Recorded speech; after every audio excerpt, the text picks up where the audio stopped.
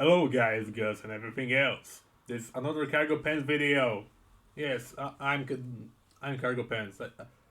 I'm the man. So essentially now it is time for 6 Pathfinder Second Edition rules that you should ignore. Yes, the idea was stolen from Pathfinder, from the rules lawyer, and I think that like two or three of these are just basically copied from rules lawyer. And so yeah,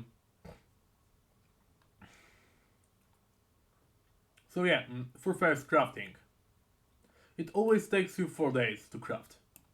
Personally, I think how much it would actually take, and then set it in amount of hours rather than days. So basically, my system for that is during every long rest, as long as you meet all of the conditions over here, you can spend 2 hours crafting an item. Usually, items, for example, arrows, will cost you about like I don't know, like will cost you like maybe 6 minutes or so. Um, Maybe like 5 or 6 minutes or so per arrow. So we can spend the 2 hours. So we can spend the 2 hours creating like 20 arrows or something. Um, so yeah, and for example, a weapon, a normal sword will take like an average sword will take about like 4 technically days to make, but it will actually take 8 hours. So it's 4 adventure days. As long as you every time you rest, you have access to all of this stuff, all of the stuff that you have, aka the formulas. You have your little workshop or a smithy every time you rest. Every time you rest, or at the very least, um,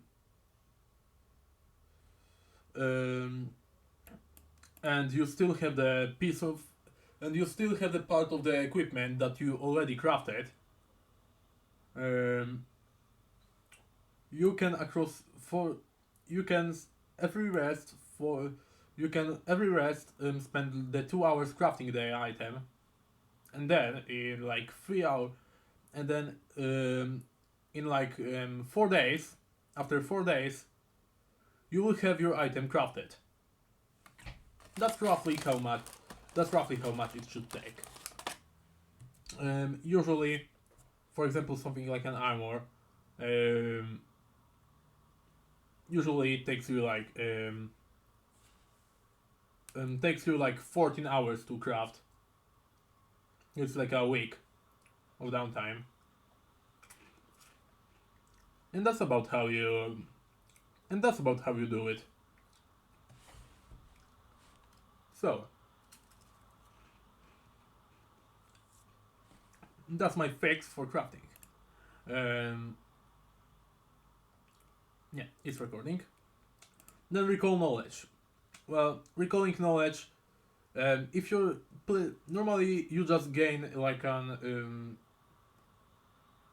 decent amount of information. Just a decent amount of information about recalling knowledge, and about the creature or task you want to recall knowledge on. But usually, if you critically succeed, you just get twice as much information as you normally get, but it's still common information. So I usually allow my players to just ask whatever they want from recall knowledge, as long as it's within like normal boundaries. Then they roll. DC is dependent on um, how how important or how much information they want.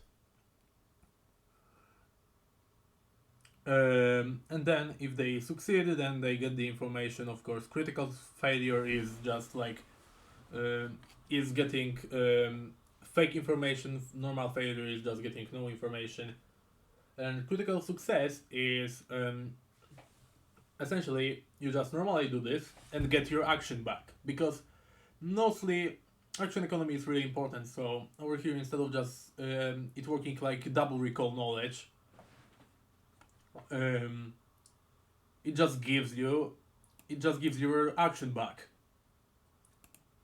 Now my my problem with striding is not like with Rules Lawyer in his video, that animal companions doing like stuff, because um, with animal companion stuff. But I do think that you should do the animal companion fixes too with stride. And what is this fix? Well, there should be the. I think that I should like link Rules Lawyer's video about in a card about right now. Um, Over here, as you can see, probably in like top right corner, there will be the video that actually explains it.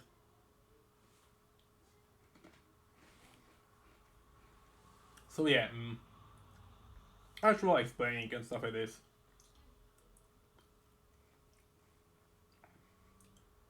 Um, my problem is that strat is really limited. You strat and you just move to a place. That's all there is to it. So basically, now you need to understand how D&D movement works.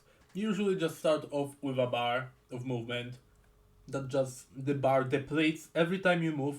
A part of the bar depletes, and across the turn, in between actions, you can use the movement. So basically, when I play stride, I usually just allow them to just they use one action and they get one movement bar, and then it works like in D&D. They can move, the movement depletes as they move, because it's like kind of unrealistic to me that when you can run around, you somehow cannot, like for example, run in between two enemies and hit each of the enemies with like a kukri on the neck or something while running past them, and you can just hit you can just move around one of the enemies, then stop to hit the enemy, and then you need to just go to the enemy and wait for your turn to like hit the enemy again. I find that pointless, so that's why I think that paying an action, just being able to use the strike action to give yourself a movement bar, is way better than just like normally moving. Every time you use the strike action moving, then instead of that, every time you use a strike action, just getting a movement bar. For now, hammers and flails. I do believe that the rules lawyer probably told you about this, but it knocks you prone when you just roll a critical hit. And in itself, normally wouldn't be a problem, but normally, for the same effects, for example, rolling over here, weapons, at least let you get a fortitude DC.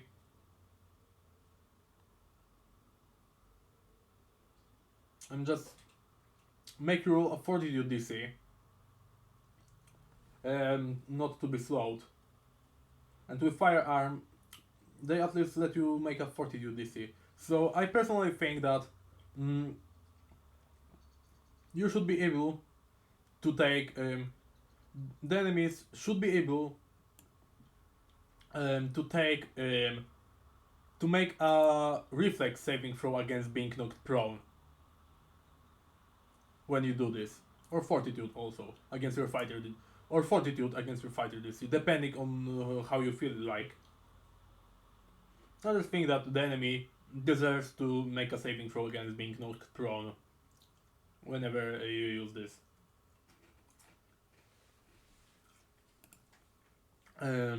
Yeah, most likely reflex because trip. Now disarm action. Doesn't really disarm you, just makes you a bit weaker at attacking for a moment.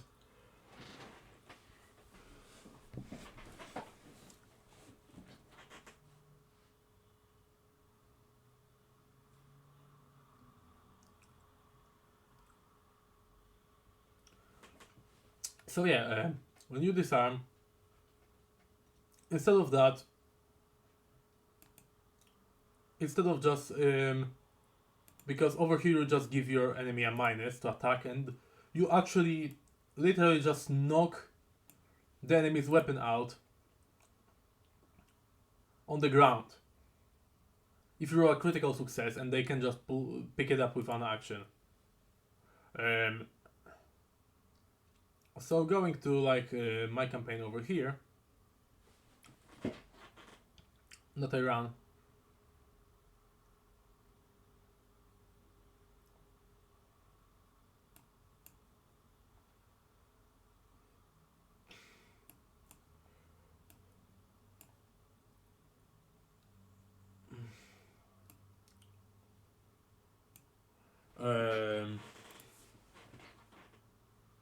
As you can see, for example, this guy over here, this fox boy, that is actually a kitsune. And for example, you normally succeed, and then he drops the dagger on the ground where he is. And if he critically fails, and if the guy that's arming him critically succeeds, for example this one, he can choose a direction. And then when he chooses a direction, for example over here, this direction that I am moving around with my cursor, over here, like this direction.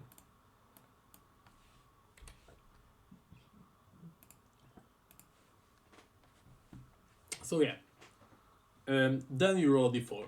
If you roll a 1, it's right near him, so he can still pick it up. If he rolls a 2, if the disarmer rolls a 2, then it lands over here, 3 over here, and 4 it lands over here. So yeah, as you can see, that's pretty much how it works. This is pretty much how it works, so yeah,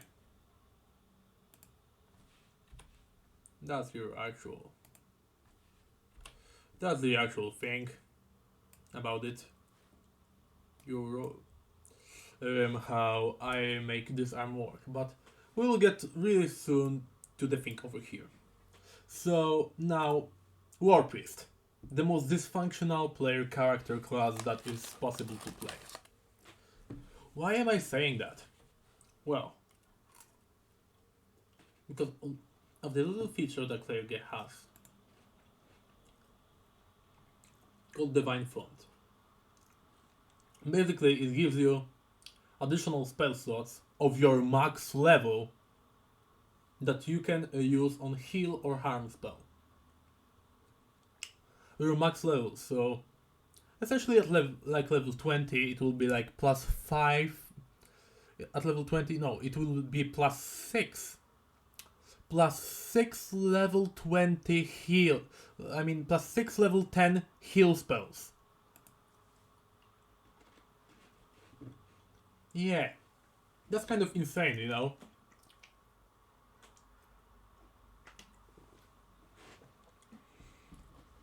So, okay, let's just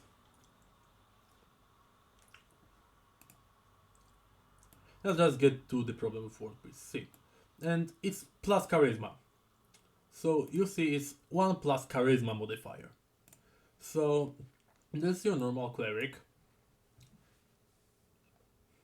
That has like 18 in wisdom because it's the main stat, 14 con because everyone needs constitution, pretty great constitution, charisma to get the bonus points, and dexterity to get all of this stuff.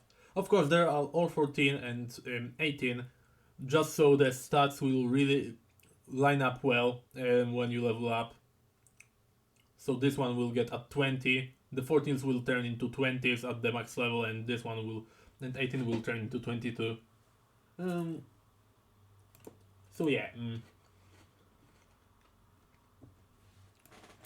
Over here, War Priest gets armor. So the War Priest is most likely expected to like probably wear hide and go to fight the enemy. So in order to actually wear hide and fight the enemy at melee, you need a decent strength modifier.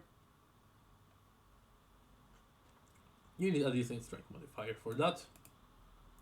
So we cannot have this. So now we can technically sacrifice charisma, but seriously, we won't say no to the extra spell slots.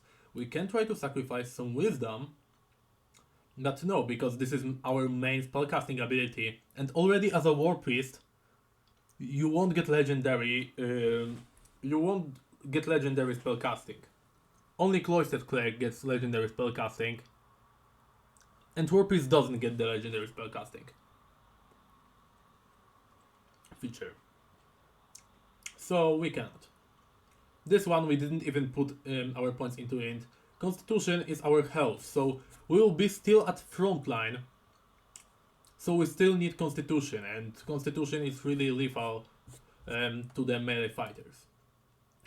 So now,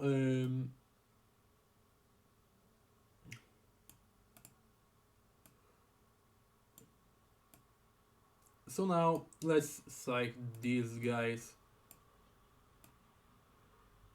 So yeah, the only options that we pretty much have is to move the 14 over here and move the 10 over here, which already essentially just forces us that because dexterity saving throws are also detrimental, and because we will take a lot of damage if you fail dexterity saving throws, which essentially just forces us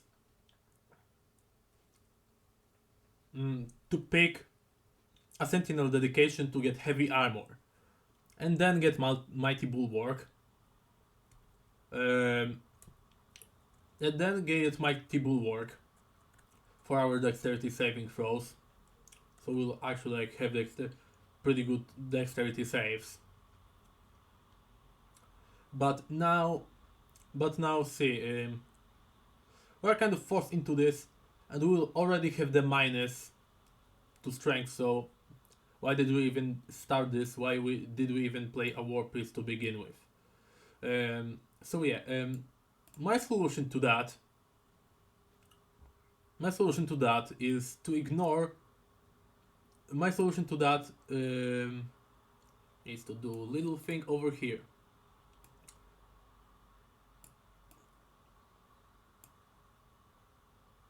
And what am I doing? I'm losing on so many spell slots. Well, no, because right now my homebrew rule, which states that War Priests use strength instead of charisma for additional spell slots. Why strength? Well, for first, mechanically, because literally we swap out charisma for strength when we play a War Priest, and also thematically, because normally Cloistered Cleric would be like a pilgrim, you know? Just a pilgrim that goes around and spreads the word of their deity, you know? And tries to use their charisma to convince people. And usually, just others, there are also crusaders that just kill every person that does not agree with their faith, so everyone is forced to agree with their faith. Well, actually, that would be kind of intimidation. Yeah, but if this would be intimidation, but then you know, we would still need to pick charisma, and you know, there are still already fates like intimidating powers, I think, that make you so that if you have enough strength, you will get a bonus to intimidation. So strength is still enough with intimidation, and also thematically for War Priest to work.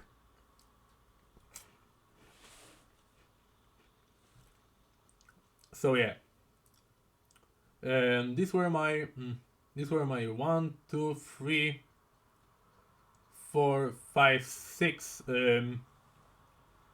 rules that you should ignore and solutions for them. Well, if you enjoyed the video, consider smashing the subscribe button.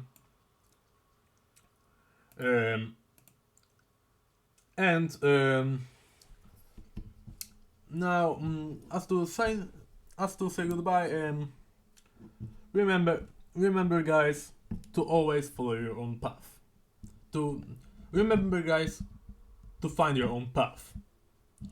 Signing off.